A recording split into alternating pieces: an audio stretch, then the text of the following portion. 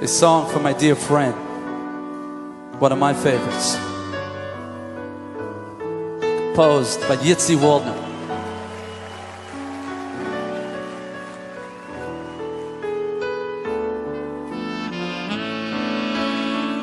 Mi bekoyimcho malkeinu sohoifia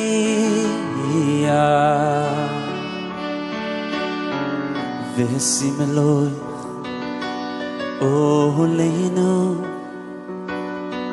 ki mechakim ma anachnu lo osay mosay timloich b'tzion b'koroi b'yomeinu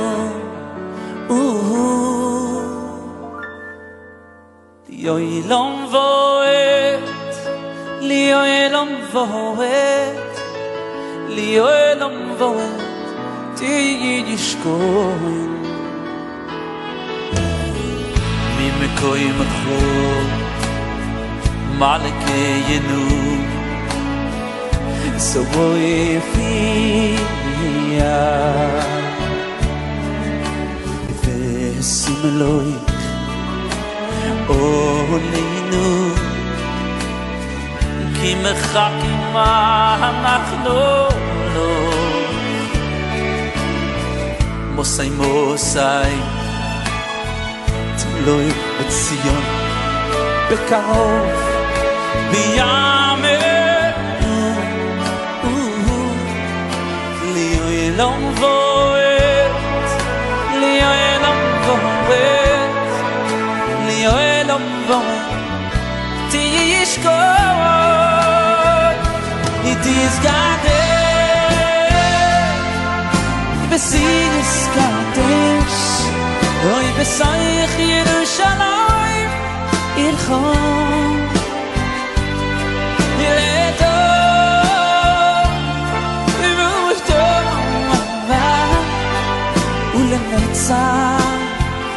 לצורכם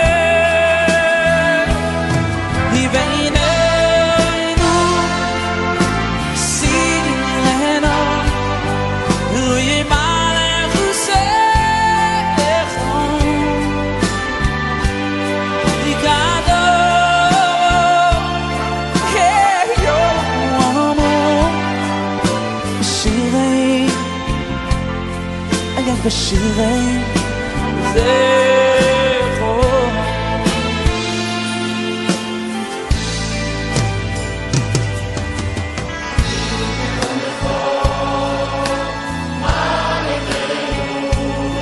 got a choir here. Makela Alayla, Yankele Rotner.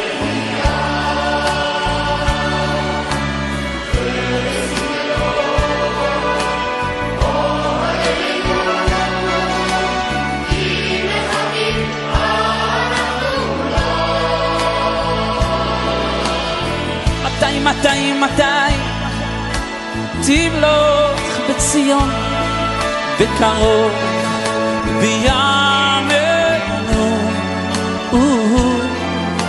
לי'olam vo'et לי'olam vo'et לי'olam vo'et tishkoin itizgadeh b'sinis kadesh oy b'sayich Yerushalayim ilchon לדור ודור ולנצח לנצור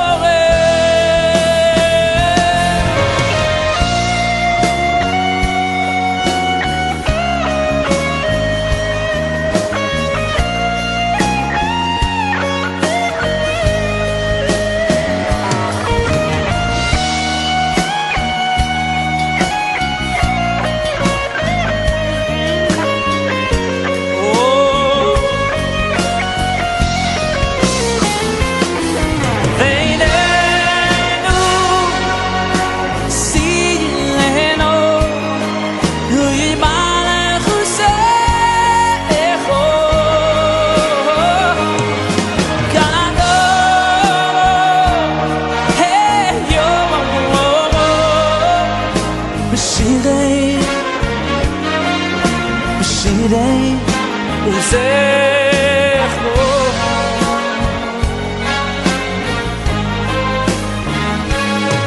על ידי דוד משיח צדקנו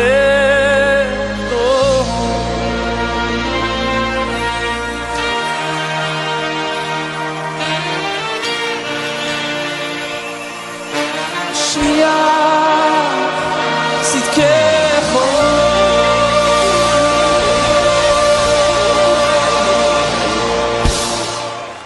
Bueno, Parshat HaShavua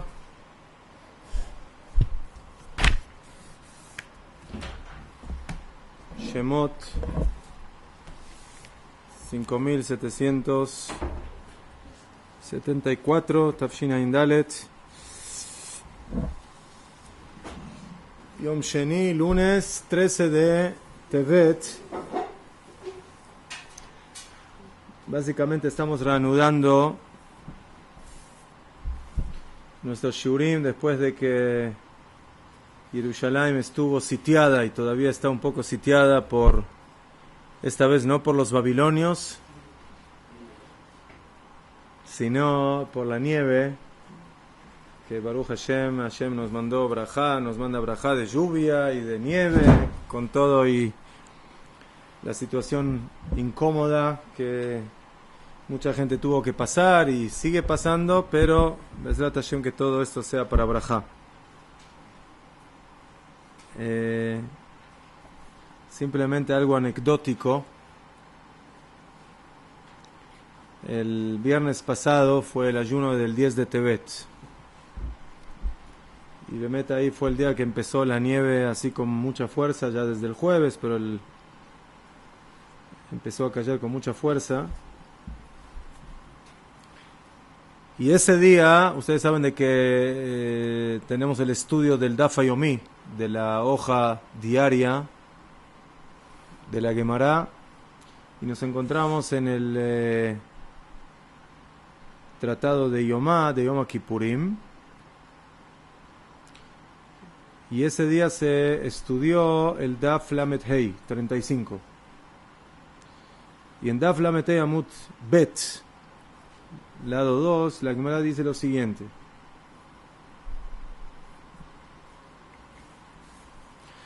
La Gemara dice, Tanu Rabbanan, Ani ve'ashir ve'rasha ba'im ladin. Esto no tiene que ver con la parsha, pero es algo interesante para que lo recuerden. 3 personas, cuando llegan al juicio, luego de 120 años. Una es el pobre, otra es el rico y otra es el malvado. Los 3 vienen al din. La ani ombrimlo mipnei ma lo asakta batorah. Hazal nos cuentan de que cuando una persona llega al juicio le hacen preguntas, lo interrogan, le hacen un interrogatorio. Y una de las preguntas importantes que le hacen a la persona es si estudió Torah.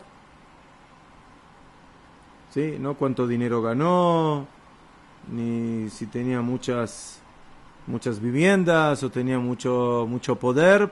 Le hacen preguntas respecto al mundo espiritual y le preguntan, ¿por qué no estudiaste Torah? Imomer ani aiti, si él dice, lo que pasa es que era muy pobre, betarut bemezonotai, y estaba muy ocupado en poder recolectar mi parnasá, mi sustento. No tenía para comer. Ombrimlo, le dicen a él, klum ani aida yoter mi Hillel, que tú eras más pobre que Hillel. O sea, que diré que la situación de Hillel era no pobre, era ni pobrísimo, era paupérrimo totalmente. Y por eso ningún pobre va a poder excusarse con su pobreza para decir que no pudo estudiar Torah. Contaban sobre Hillel HaZaken, de los grandes Tanaim, Shebechol Yom Bayom haya ose umistaker betarpik. Todos los días trabajaba, hasta que lograba recolectar una moneda que se llamaba en aquella época tarpik. ¿Qué hacía con esa moneda? Chetzio allá noten la shomer beta midrash. Sí, en aquella época no dejaban entrar a cualquiera en la yeshiva así nomás. Para entrar en el beta midrash había que pagar. ¿Sí? Y el que no tenía para pagar no es de que, bueno, cuando tenga voy a pagar. No, no tiene, no entra. Entonces, él tenía esa moneda. La mitad de esa moneda era para pagar el beta midrash, para poder entrar en la yeshiva y estudiar Torah. Vejetzió, y la otra mitad era para su parnasá y le parnasat Hashem beto, para su familia, para que tengan lo que comer. Pam achat lo matzah leistaker. Un día le sucedió a Hillel que no encontró trabajo. Si no hay trabajo, ¿qué no hay?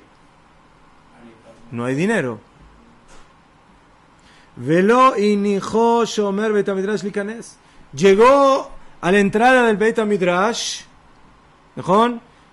Y el shomer, el cuidador, ya estaba preparado ahí con su libreta de recibos para recibir el dinero, para dejarlo entrar. Le dice él, mira, esta vez no tengo. ¿Cómo reaccionó el shomer? No hay dinero, no hay entrada. No, por esta vez, todos los días yo vengo y te pago. Déjame... No, señor, aquí no. El que no paga no entra. ¿Qué hizo Hillel? Una de nosotros, ¿qué hubiéramos hecho? Bueno, no podemos entrar. Mañana, Besat Hashem, vamos a seguir buscando trabajo. No. Hillel dijo, no. El tiempo de estudiar Torah lo tengo que utilizar para el estudio de la Torah. Alá benitla be'ashav al pieruba. Se subió al tejado, ¿sí? Donde había una especie de chimenea o algo por el estilo. A la boya, ¿sí? Kedei sheishma divrei Elokim chaim, para que escuche las palabras del Dios vivo, palabras de Torah. ¿De quién? Mipi Shmaya ve'Avtalion. Shmaya y Avtalion eran los grandes rabanim en ese momento, que entre comillas también eran conversos. Ambrú, escuchen bien. Oto Ayom, ese día era Erev Shabbat. Erev Shabbat. Betkufat Tevet aita. Y era la época del mes de Tevet. Veyarad alav sheleg mina shamayim, y le cayó nieve encima de Hillel. ¿Les hace recordar algo? El viernes del mes de Tevet y la nieve. ¿Les hace recordar de algo? Que Shalom Uta Shahar, cuando subió el alba, amarlo Shmaya le Avtalion, le dijo Shmaya a Avtalion, Avtalion ají, hermano Avtalion, Bechol yom abayit meir, todos los días, ¿sí? Hay luz que penetra por la, ¿cómo le llamaron? Por Araboya. Veayom afel, hoy está oscuro. Shema yom meunanu, ulay es un día, no sé, está nublado, no se ve luz. Hetzitzu einayem, se pusieron a ver qué pasaba, porque no hay luz.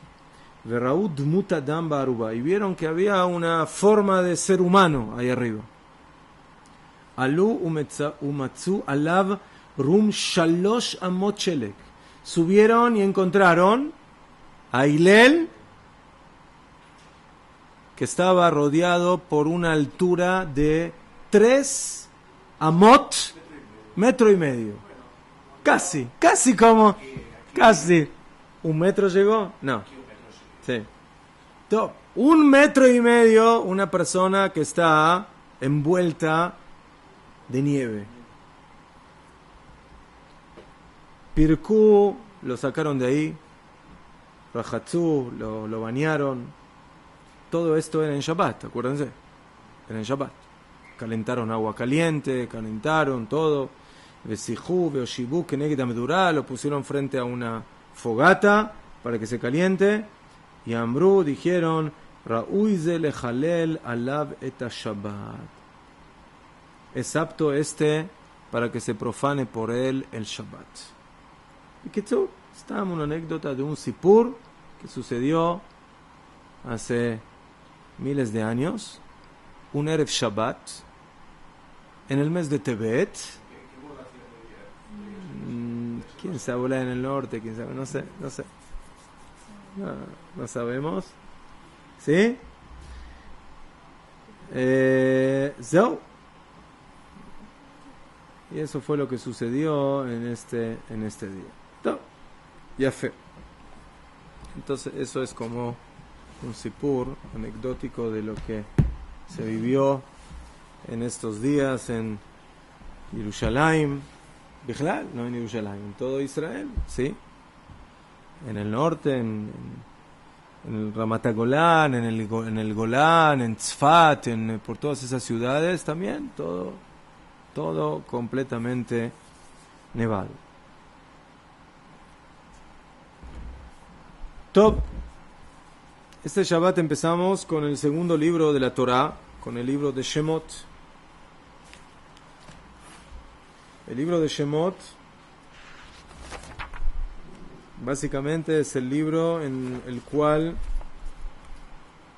tenemos 3 temas principales que los podríamos dividir en las primeras 4 parshiot de la Torá, del libro de Shemot, luego las otras 2, la quinta y la sexta, y luego las otras 5 parshiot con el que se finaliza el libro. Las primeras 4 parshiot, que son Shemot, Baera, Bo, Beshalach, nos hablan de cómo el pueblo de Israel empieza a formarse, a proliferar en Egipto, cómo empieza todo el proceso de la esclavitud egipcia, los decretos en contra de Am Israel, las plagas, la salvación, los milagros, la salida de Mitzrayim, la partición del Yam Suf. Básicamente todo eso está en las primeras 4 parshiot del libro de Shemot. Entonces podríamos decir que esa básicamente es la primera etapa, la etapa de Am Israel, la formación de Am Israel y su liberación. Luego llegamos a la parsha de Yitro y de Mishpatim, la quinta y sexta parsha, donde ahí se nos habla de Matan Torah, de la entrega de la Torah, de la entrega de toda la legislación en la parsha de Mishpatim. Entonces esa es la segunda parte que nos habla de la Torah, la entrega de la Torah. Entonces tenemos Am Israel, tenemos Torah, y luego llegamos a la tercera parte básica de este libro, que es la construcción del Mishkan, ¿sí? Del tabernáculo, del mini Bet Mikdash, que nos acompañó los 40 años en nuestra estadía en el desierto, donde las primeras 2 parshiot nos hablan Trumá y Tetzaveh, de cómo Hashem le ordena a los Abnei Israel construir el Mishkan, con qué materiales, qué tipo de objetos, qué tipo de materiales, qué cantidades, qué medidas. Luego viene la orden de las vestimentas de los Kohanim, del Kohen Agadol, del gran sacerdote. Luego viene la parsha de Kitizá, que es una parsha en la cual se sigue hablando del tema del Mishkan, pero en la mitad tenemos la caída del Jeta Egel, del pecado del becerro de oro. Y luego tenemos las últimas 2 parshiot, Vayakel y Pekudé, donde ahí se habla de cómo se cristaliza la construcción del Mishkan. Entonces básicamente tenemos 5 parshiot dentro de las 11 que tenemos en el libro de Shemot, que nos hablan de eso. ¿Qué simboliza o qué significa el concepto del Mishkan? Lo que llamaríamos Hashra'at Ashchina, o sea, cómo Hashem reposa dentro de Am Israel. ¿Sí? Porque esa es básicamente la matara, la finalidad. Nosotros somos el pueblo elegido, Hashem nos da la Torá para que el pueblo de Israel, ¿sí?, manifieste su vida de acuerdo a los mandamientos de la Torá, pero todo eso tiene una finalidad. La finalidad es la Shekhinah, la presencia de Akadosh Baruj Hu con nosotros. ¿Cómo se presenta Hashem ante nosotros? Por medio del Beit HaMikdash, por medio del templo. Ya, todo esto en la Torá, como van, está contado con lujo de detalles. Nosotros empezamos a ver aquí, en la Parshá, podríamos decir, varios procesos que se dan posiblemente paralelamente. Uno es el proceso de la maldad y otro es el proceso del bien. ¿Cuál es el proceso de la maldad que empezamos a ver en esta parshá? ¿Ah? Sí, medio, mejor. O sea, la esclavitud en Egipto no fue de un día a otro. Kodenko fue algo que, según Jajamim, ¿sí?, duró cientos de años, 210 años. Pero todo esto comenzó en los primeros versículos de esta parsha, cuando la Torá nos dice que Moshe Rabbeinu, que Paró, ¿sí?, como nuevo faraón, ¿sí? Ustedes saben que el nombre Paró en la Torá es faraón, no siempre es la misma persona, ¿sí?, pero es el título, ¿sí? O sea, es el título de lo que era el hombre más importante en Egipto, denominado Paró. Y la Torá ya nos cuenta al principio de la Parshá de que de repente sube un nuevo faraón que no conoció a Yosef. Mejor, así dice la Torá. Entonces tenemos ahí la discusión talmúdica entre Rav y Shmuel. ¿Qué quiere decir que no lo conocía? ¿Cómo puede ser que haya un faraón que no conocía a Yosef? ¿Sí? Imposible. O sea, Yosef fue uno de los personajes más importantes de la historia de Egipto. Entonces por eso Bemet hay mahloket. Hay quienes dicen que Bemet fue un nuevo rey que aparentemente no lo conoció o no lo reconoció, y el otro dice de que no era un nuevo faraón, sino que era el mismo faraón anterior de la época de Yosef, pero se hizo, como se dice, el tonto, como si no lo hubiera conocido, ¿sí?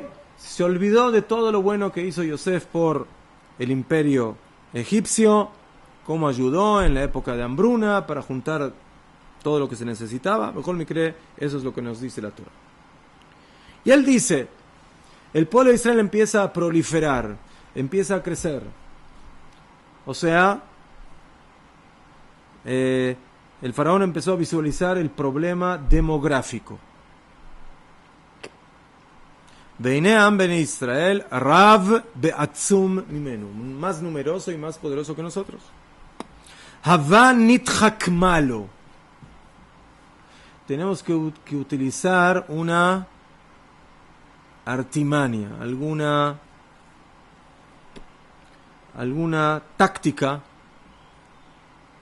de jochma, podríamos decir, de sabiduría para poder frenar esta situación. Porque si no, van a seguir aumentando, van a seguir creciendo, y va a venir un enemigo y ellos se van a juntar con el enemigo y nos van a echar de aquí. Entonces, si eso fue una excusa o no, o un argumento para ir en contra de los hebreos, no importa, pero eso es lo que él dijo. Entonces, ¿qué es lo que empezó a hacer? Interesantemente, hay historiadores que dicen, o también de los mefarshim modernos, que dicen que la metodología y machshemó de Hitler fue muy semejante a la metodología de Paró. Porque en Alemania no de un día al otro se dijo que los judíos son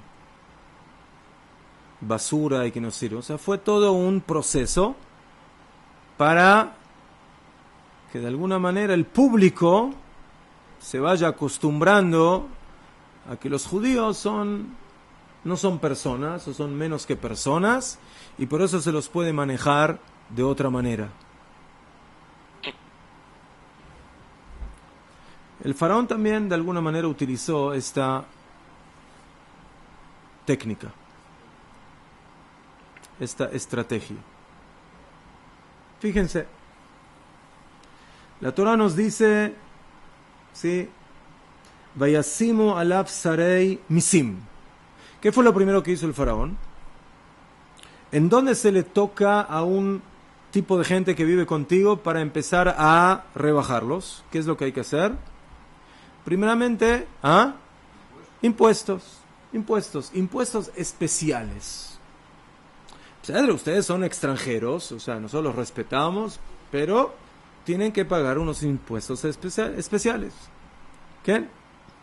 Aquí hay una discusión exactamente cuáles fueron esos impuestos.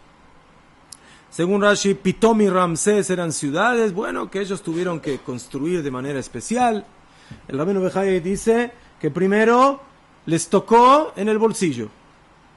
Sarei Misim, ministros encargados de los impuestos.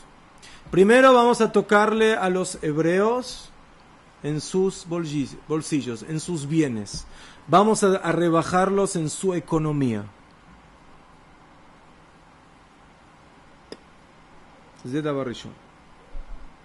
Luego dice la Torah, Vayavidu Mitzrayim et Benei Israel befarech. Luego empezó la esclavitud física. O sea, luego de que se tocó a los hebreos, a Benei Israel, en sus bolsillos, en sus bienes, ahora vamos a empezar con sus cuerpos, con sus personas, con su humanidad, y ahí empezó el trabajo fuerte. Ya Hazal dicen en el Midrash que el trabajo fuerte no empezó de un día al otro tampoco, sino que Hazal dicen que el faraón salió, ¿sí? Como decían en Alemania, como ponían en los campos de trabajo, ¿qué ponían? El trabajo es libertad. El faraón salió, dicen Hazal, salió con una, ¿cómo se llama? Con una, camiseta no tenían en aquella época, con un ladrillo. O sea, salió con una especie de ladrillo colgado diciendo, vamos a trabajar, el trabajo, pues, sí, es sano, fuerte, ya fue. Como van, esa fue la propaganda para que los Benei Israel salgan a hacer ese trabajo, pero ese trabajo paulatinamente se transformó en un trabajo forzado, en un trabajo pesado, que luego se transformó en un trabajo prácticamente imposible cuando Moshe Rabbeinu empezó a dirigirse al faraón. Entonces, ¿qué dijo el faraón ahí? Tienen tiempo para pensar en salir de Egipto. Entonces, ¿qué les dijo? Ahora no solamente van a tener que trabajar, sino que ¿qué va a tener que hacer?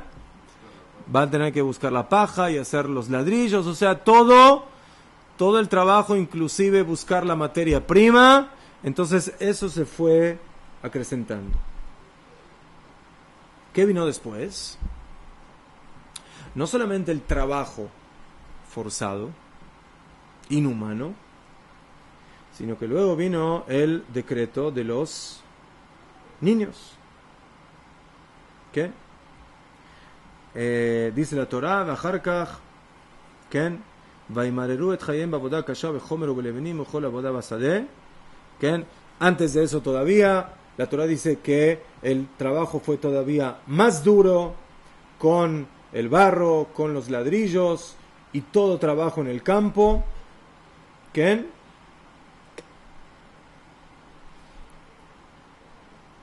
Y todo esto básicamente lo hace el faraón para debilitar la fuerza de Israel y buscar su meta. Su meta era de que este pueblo no siga proliferando. Proliferando. Sí. Teóricamente eso fue lo que él dijo, ¿no? Que tenía temor de que la proliferación de este pueblo ya era muy fuerte. Como dice la Torá, que tenían 60 sillos tenían cada vez, ¿sí? seis de una vez nacían, pero dice la Torá de que no les sirvió. De que ayer ya'anu oto, o sea, cuanto más subyugaban a Bnei Israel, dice la Torá, Ken irbe vechen ifrot, seguían proliferando, seguían creciendo. Entonces el faraón dice, bueno, el trabajo forzado caniré no resulta, no funciona. Entonces, ¿cuál es el próximo paso? ¿Qué hacer? Los niños. ¿Qué? También esto lo hizo con artimaña. ¿Por qué? Porque le ordenó a las meyaldot eibriot, a las parturientas, a las comadronas, Najón, les ordenó. ¿Por qué a ellas? Porque otra vez lo quiso hacer de una manera escondida, o sea, que no sea algo tan claro. O sea, ¿por qué? ¿Por qué el faraón, por qué Paró buscaba manejar estas cosas de una manera un poco nebulosa? O sea, no, ¿por qué no dijo desde una vez? O sea, vamos a empezar a acabar con los niños hebreos. El Rambán dice algo muy interesante, que no hubiera podido haber hecho eso en un principio. ¿Por qué?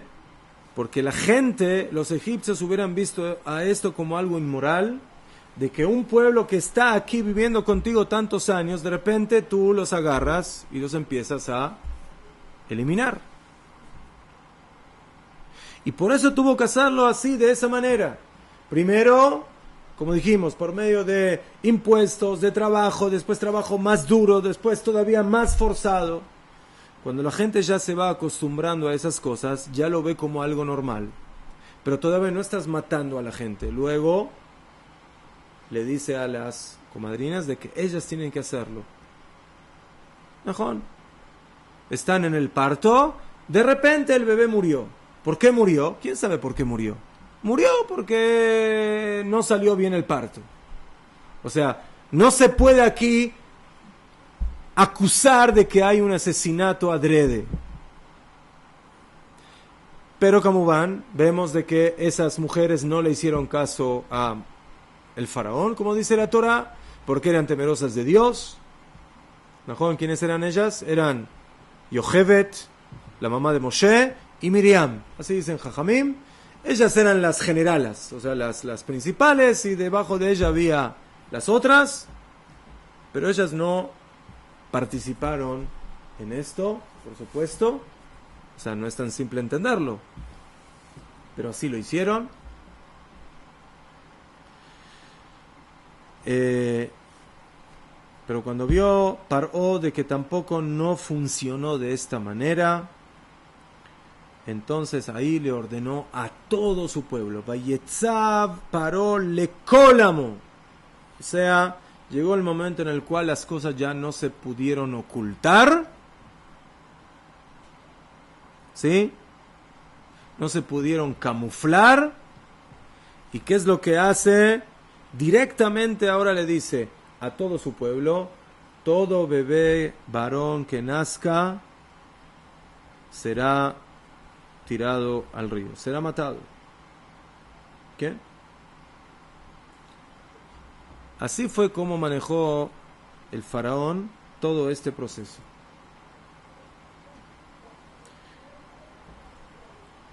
Entonces vemos aquí de que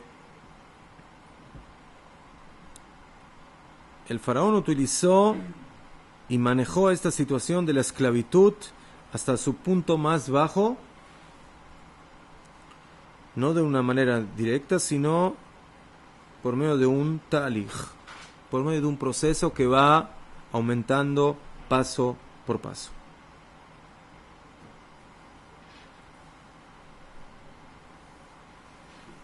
El Rabbeinu Bechayei dice de que así se manejan los goyim en la historia.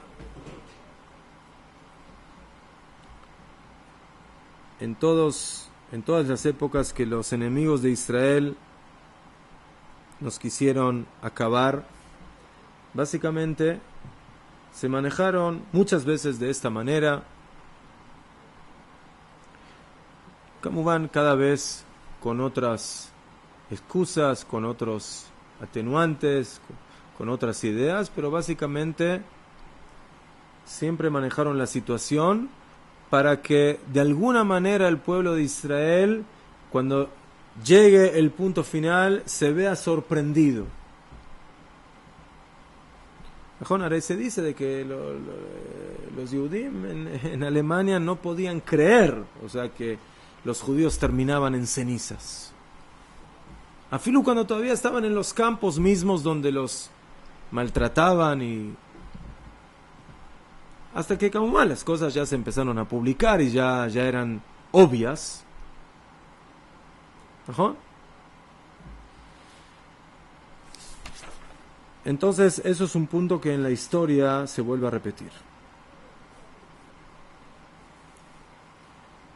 Pero así como paralelamente se va dando esta situación donde la maldad se va acrecentando, se va desarrollando, se va revelando de la manera más fuerte y más grave. Por otro lado, la Torah nos cuenta de otro proceso. El proceso de cómo Hashem va manejando lo que va a ser al final la Geula, la redención. ¿Quién iba a ser el que iba a redimir a Bnei Israel? Moshe Rabbeinu. Y la redención de Moshe Rabbeinu, básicamente del que iba a salvar a Bnei Israel, interesantemente, por supuesto también no se da de una vez. ¿Qué? Primeramente, ¿cómo nace Moshe Rabbeinu? Ya sé que me van a decir de su padre y de su madre, eso ya lo sabemos, aunque no es tan simple. Sí, yo dije ya en algunas oportunidades que la Torah dice Vayelechish mi bet Levi, y fue un hombre de la tribu de Levi y tomó a una mujer, Vayikachet bat Levi, a una hija de Levi. ¿Quién era el padre de Moshe? Amram. ¿Quién era la madre de Moshe? Yochebet. ¿Sí? Dice la Torah, Batelet, quedó embarazada y tuvo un hijo. Entonces, una vez alguien preguntó, ¿no? ¿Cuál es la gran novedad que menciona aquí la Torah? Que el Salvador de Am Israel tuvo padre y madre y que nació del vientre de su madre. Ya fe, canire que hubo otros redentores en la historia que no nacieron de padre y madre, sino que nacieron de alguna virgen o de algo por el estilo. Entonces por eso tiene que venir la Torah y decirte que Moshe Rabbeinu nació como nacen los niños normales, de padre y de madre. Y fue un hombre de la tribu de Leví. Esto también no fue tan simple, porque Rashi aquí trae en nombre del Midrash de que aquí fue un hombre de la tribu de Leví y tomó Daikaj, o sea que se casó con una hija de Leví. Y dice Rashi que esta fue la segunda vez que se casó con esa mujer. ¿Por qué? Porque Amram, que era uno de los dirigentes de la tribu de Leví, cuando vio de que el faraón decretó de que hay que tirar a los niños y que hay que matarlos, ¿qué decidió? Divorciarse de su esposa. ¿Por qué? ¿Para qué vamos a traer hijos al mundo? ¿Para que los egipcios los maten? Vino la hijita Miriam de Amram y le dijo, papi, tú eres peor que el faraón. ¿Por qué? Porque el faraón decretó la muerte de ¿quién? De los varones. Pero tú decretaste no solamente la muerte de los varones, sino también de las mujeres. Porque cuando todos vieron de que Amram dejó a su esposa, ¿qué hicieron? Lo mismo. Él era el ejemplo. Él era el dirigente de la tribu.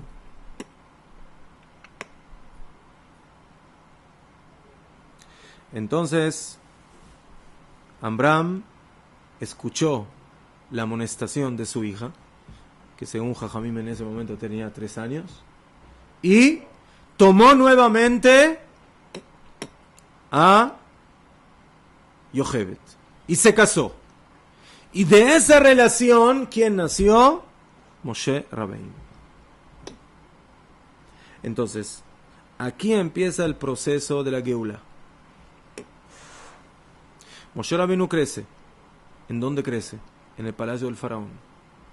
En el lugar menos apropiado.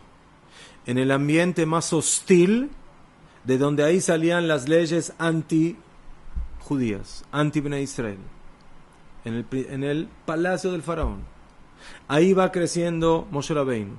Luego Moshe Rabbeinu, dice la Torah, sale, crece. Y se encuentra con el egipcio que está golpeando al hebreo y lo mata. Y luego encuentra a los 2 hebreos que se están peleando y lo delatan y se tiene que escapar a Midian. Y en Midian se encuentra con las hijas de Yitro y con los pastores que lo están molestando. O sea, todo esto también se va manejando en un proceso. No es de que pitom de un día al otro viene el que va a salvar a Bnei Israel. Y luego Moshe se casa con Tzipora y luego regresa y luego viene la revelación divina. Luego viene la revelación de Hashem a Moshe Rabbeinu. Y en esa revelación misma también vemos que hay un proceso. ¿Qué es lo que sucedió? ¿Qué es lo que sucedió en esa revelación? ¿Cómo Hashem se le reveló a Moshe Rabbeinu? Yafé. Asne Boer Baesh. Esa zarza famosa, que hay mucho de lo que hablar sobre la misma, pero esa es la manera de cómo Hashem se le reveló a Moshe. ¿Qué sucedió ahí? El Ramban, el Rabbeinu Bechayai, nos dice que sucedieron 3 cosas en esta revelación. En la primera,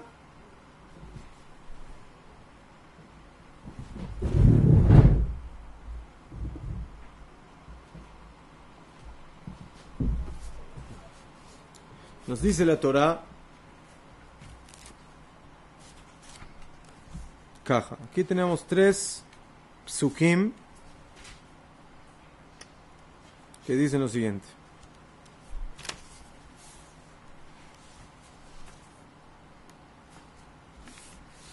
Vairá Malach Hashem, Vairá, y se le reveló el ángel de Hashem a él, Belavatesh, en una en el, ¿cómo se dice? Lavatesh, en el fuego, Mitochasne, de dentro de la zarza. Vayar, y vio Moshe Veine Asne Boer Baesh, y aquí que la zarza estaba quemándose en el fuego, Veasne, pero la zarza no se consumía. Vayomer Moshe, dijo Moshe, Asurana, me voy a apartar para ver esta marea gadolazé, esta visión tan grande. Madúa, ¿por qué no se consume la zarza? Vayar Adonai, Kisar Lirot, y vio a Hashem que se apartó para ver. Vaikra elav Elohim mitochasne, y lo llamó Elohim del Sne, de dentro de la zarza. Vayomer Moshe, Moshe, Vayomer Inene. Y ahí se le presentó. Entonces aquí hay 3 cosas. Si todo esto cómo comenzó, la Torah nos dice que Moshe se fue con su tzon, ¿sí? con sus ovejitas, se fue detrás del desierto. ¿Y a dónde llegó? El Ar HaElohim, al monte de Dios, o sea, Ar Sinai. Básicamente ahí llegó Moshe Rabbeinu. Entonces ahí nos dice la Torá que se le reveló el ángel de Hashem por medio del fuego. Luego dice la Torá que Moshe ve a la zarza que se está quemando pero no se consume. Y luego Hashem ve lo que hace Moshe y lo llama y le dice Moshe, Moshe. Dice el Rabbeinu Bejaya, y aquí tenemos 3 pasos en la revelación divina. La primera es el fuego, la segunda es el ángel y la tercera es la Shechina, Elohim. O sea, primero el fuego que está quemando básicamente a la zarza, pero no se consume. Ahora, ¿cuál es la sorpresa de ver algo así? Hay 2 opciones, dice el Rabbeinu Bejaye. O que el fuego es diferente, o que la zarza es diferente. La zarza se tiene que quemar con el fuego. No hay de otra. ¿Mejor? Eso es lo que tiene que suceder. ¿Mejor? Entonces, cuando él se acerca para ver esta maravilla, este milagro, entonces dice, Ulay, aquí tenemos una zarza que es diferente de los demás árboles, que no se está quemando. O, Nishtana ha'etz, Aesh mishar eshoto, que aquí este fuego es diferente a los demás fuegos. Entonces, ese es el primer punto sorpresivo, dice el Rabbeinu Bejaye. El tema del fuego que no consume lo que normalmente se tiene que consumir. Luego de que lo toma por sorpresa el fuego, ¿sí? Aunque no está así exactamente en el orden de los psukim, pero así lo explica el Rabbeinu Bejaye. Luego de que ve el fuego, entonces de alguna manera Moshe Rabbeinu empieza a reforzar su nivel profético. O sea, primero Moshe Rabbeinu está captando que aquí hay algo que físicamente no puede funcionar en el mundo de la naturaleza. ¿Ah? Mejor. Entonces, por eso ahí Madúa lo ibarasne. Sí. Mejor. Entonces, Madúa es como una... Sí. Incluso científicamente pensando, Madá es ciencia, Madúa es... Se pregunta el motivo, ¿qué es lo que hace? ¿Qué es lo que esto significa? Sí. Tomer, sí, de alguna manera, ya fe. Bejolofen, dice Rabbeinu Bejaye que luego de esto, Nitchazek Sichlo, o sea, se reforzó su segel, su raciocinio, espiritualmente hablando, y vio al malach, y vio al ángel, o lo percibió. Ese es el segundo paso. O sea, luego de poder visualizar una situación que no se puede explicar a nivel físico, científico, ¿sí? Y por eso, ¿qué pasó aquí con el fuego? ¿O qué pasó aquí con la zarza? ¿Sí? Y yo Ulay agrego, ¿o qué pasó con las 2 Beyajat? Juntos. Entonces dice, Vayera Malach Hashem. Ahí se le reveló el ángel, ¿sí? En la llama del fuego de dentro del Sne. ¿Okay? O sea, que de alguna manera, ¿qué es lo que... Y de aquí llega el Rabbeinu Bejaye a la conclusión. ¿Cuál es la conclusión? De que cómo él llegó a ver al ángel por lo que vio en el fuego. O sea, la visualización del fuego, esa visualización milagrosa de lo que está sucediendo aquí, que hay algo que básicamente está dentro del fuego y no se está consumiendo como normalmente lo hace el fuego, lo llevó a la percepción del malach, del ángel. Luego de que Moshe Rabbeinu percibe al ángel, entonces ahí ya está listo ¿para qué? Para poder recibir la palabra de la Shechina. O sea, Moshe Rabbeinu también pasa un proceso. El proceso del mundo físico, que milagrosamente, ¿sí?, deja de funcionar en su aspecto físico, para pasar al mundo espiritual, que es el mundo de los malachim, de los ángeles. Y luego de que Moshe Rabbeinu básicamente llega a la percepción del mundo espiritual, ahí Hashem ya puede conectarse con él.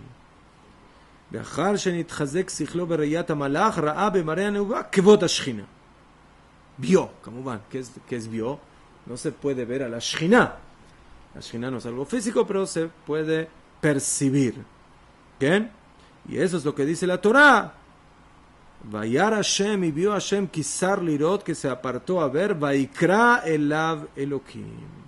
Y lo llamó, y le habló. Entonces dice que por cuanto que le maasé aquí Moshe Rabbeinu es coronado como profeta. ¿No? Hasta ahora nosotros vimos acciones de Moshe Rabbeinu.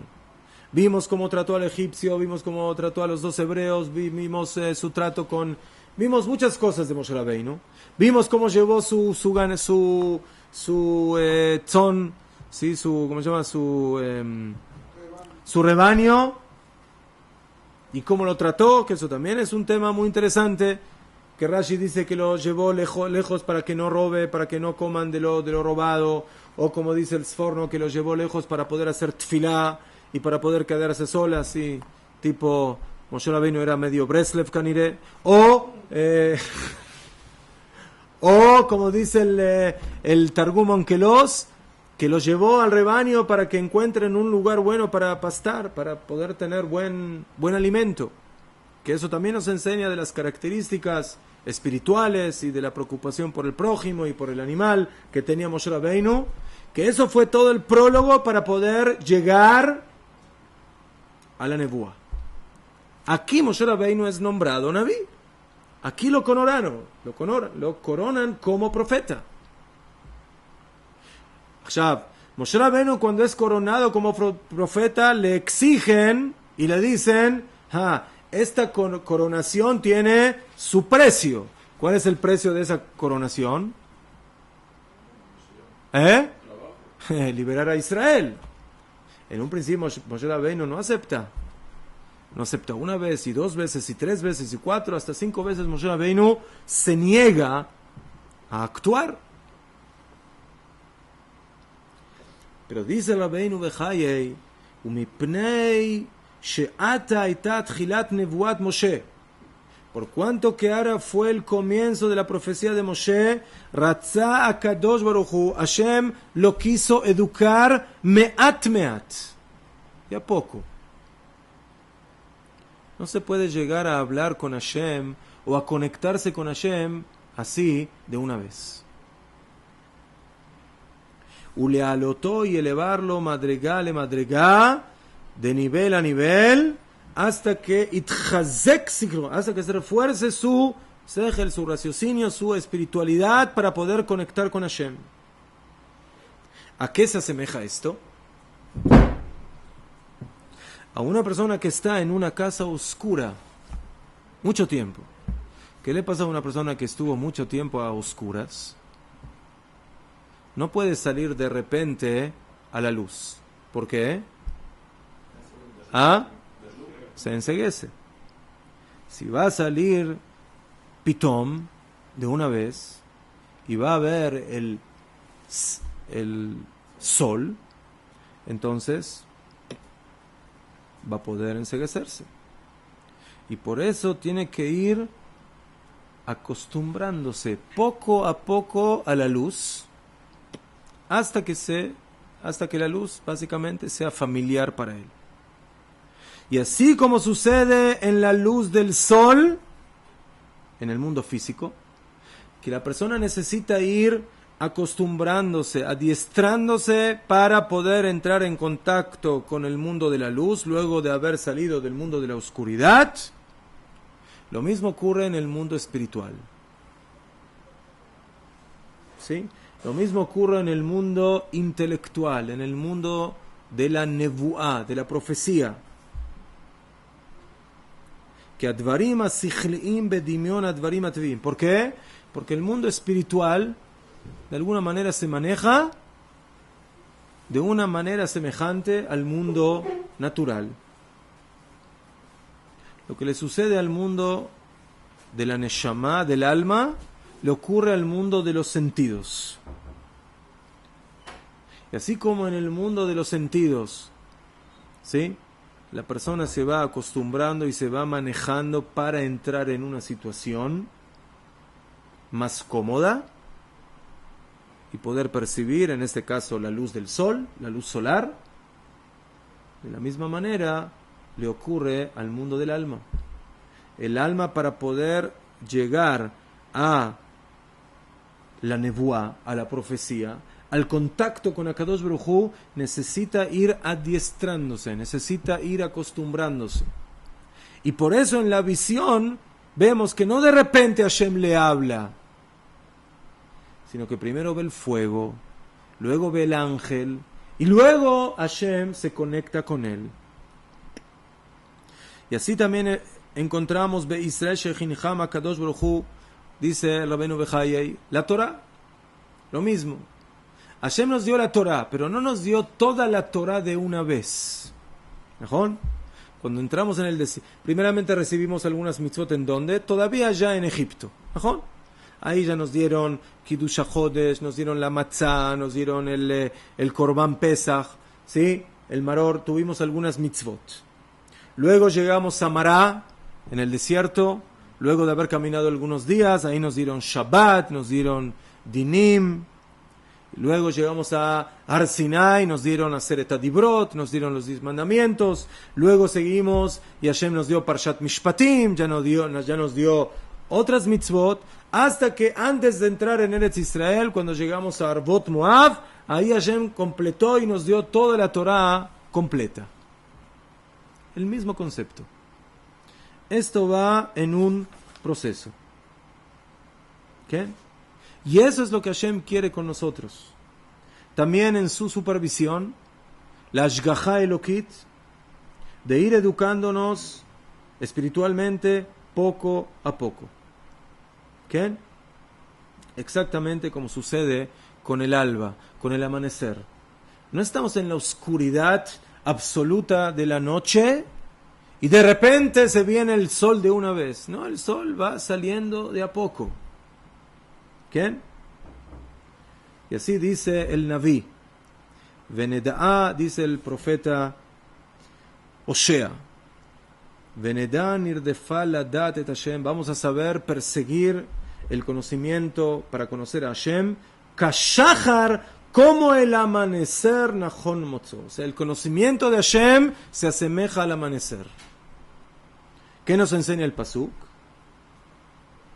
Que cuando una persona quiere buscar a Hashem, tiene que entender que funciona como el amanecer. Una persona que está en la total obscuridad no puede pretender de una vez ver toda la luz, comprender todo, percibir todo, sino que de a poco, paso por paso. ¿Sí? Behadraga. El Rav Kook en su libro Orot HaTshuvah nos habla de que hay un tipo de tshuvah que es pitomit, que es repentina. Pero esa tshuvah es una tshuvah que, así como viene, se puede ir repentinamente. Hay otra tshuvah que es una tshuvah que se llama hadragatit, que es paulatina, paso por paso. La persona va creciendo, se va restaurando de sus caídas. Lo mismo aquí. ¿Qué? Y por eso dice Venedá nirdefa ladat. O sea, que tenemos que saber, no solamente que es importante apegarse a Hashem, sino que es importante saber cómo hacerlo. El que estudia el libro Mesilat Yesharim de el Ramjal, ¿qué ve ahí? Que uno llega a Ruach HaKodesh en el primer capítulo, ¿no?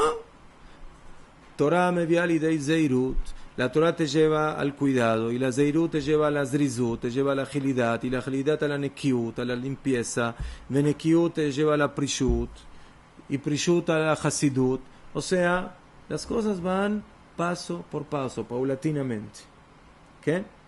Entonces vemos de que esa es una de las lecciones de esta parsha. Pero, como dice el versículo, Ze leumat ze asa Elokim. Así como se sabe manejar el bien, lamentablemente se sabe manejar el mal.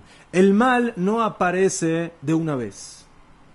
El mal también te va acogiendo y te va engañando paso por paso. No es de que, como dicen Hazal, no es de que viene el Yetzer Hara y le dice de una vez a la persona, ve y sé idólatra, o ve a matar, ¿no? No, primero haz esto, primero haz lo otro, ¿sí? El gran ladrón, el super ladrón, no nació super ladrón. Primero robó algo pequeño, luego robó algo más importante. O sea, se va haciendo paso por paso, ¿sí? Como dice la Mishnah del Pirkei Avot, mitzvah goreret mitzvah y averá goreret averá. Un pecado trae aparejado al otro. ¿Por qué? Porque el hombre se va acostumbrando, se va familiarizando, se va armonizando, o con el bien o con el mal. ¿Qué? Entonces Paró es el prototipo del Yetzer Hara que nos va manejando de tal manera, bueno, primero trabaja un poquito, primero paga, ¿no? O sea, todo bien explicado, como van, todo está bien manejado según la ley, pero todo eso viene a que la persona se vaya de alguna manera acostumbrando. O sea, en el momento que el pueblo empieza a pagar sus impuestos, durante tanto tiempo posiblemente lo ve como algo normal. O sea, claro, nosotros somos extranjeros, entonces extranjeros tienen que pagar lo que no pagan los los nativos. Bueno, luego trabajar como, mira el rey, el mismo rey dice que hay que ir a trabajar y él trabaja, ¿sí? Entonces, bueno, entonces nos acostumbramos a trabajar muchas horas. Luego vienen los golpes, no. Entonces, ¿cómo podemos excusar que hay golpes? ¿Cómo podemos aceptar una cosa así? No se puede. No, pero él tiene la culpa porque no trabaja bien. Tiene que trabajar bien. Entonces, hasta uno empieza a encontrarle la lógica, de alguna manera, a todo ese sistema. ¿Qué? Hasta que, Kamuván, llegan las cosas que se van ya aclarando. Y todo se maneja en niveles, en categorías, en pasos. Lo mismo podemos ver en las plagas. Las plagas también son un proceso. Primero la sangre, el agua, luego los sapos, que son los animales del agua. O sea, todo eso también está explicado en nuestros Jajamim, para enseñarnos que las cosas no se van desarrollando de manera casual, sino que tienen una lógica, tienen un manejo, ¿sí? Y el manejo es de que la persona va creciendo en lo bueno, y lamentablemente cuando está en el mal camino, ¿sí? Uno a veces se sorprende cómo llegó a hacer barbaridades. ¿Najón? Llegaste a hacer barbaridades porque te empezaste a desarrollar en ese camino y te empezaste a familiarizar con eso, hasta que básicamente llegaste a un punto donde lo que posiblemente anteriormente para ti hubiera sido algo terrible, hoy en día ya lo ves como algo que ya no es tan terrible. Y eso es lo que la Torah nos enseñó aquí, ¿sí? Siempre en el paralelismo del mal y del bien. De Paró por un lado, como el que tiene la bandera de el mal, y Moshe Rabbeinu como aquel que tiene la bandera del bien. Y por eso, en un cierto momento, Moshe Rabbeinu y Paró se encuentran, porque cada uno aquí representa esa bandera. La bandera de cómo se puede llegar a desarrollar un mundo terriblemente corrupto, terriblemente maldito, y cómo por otro lado se puede en el paralelo empezar a desarrollar un mundo de bien, un mundo de Kedushá y un mundo de contacto con Akadosh Baruj Hu.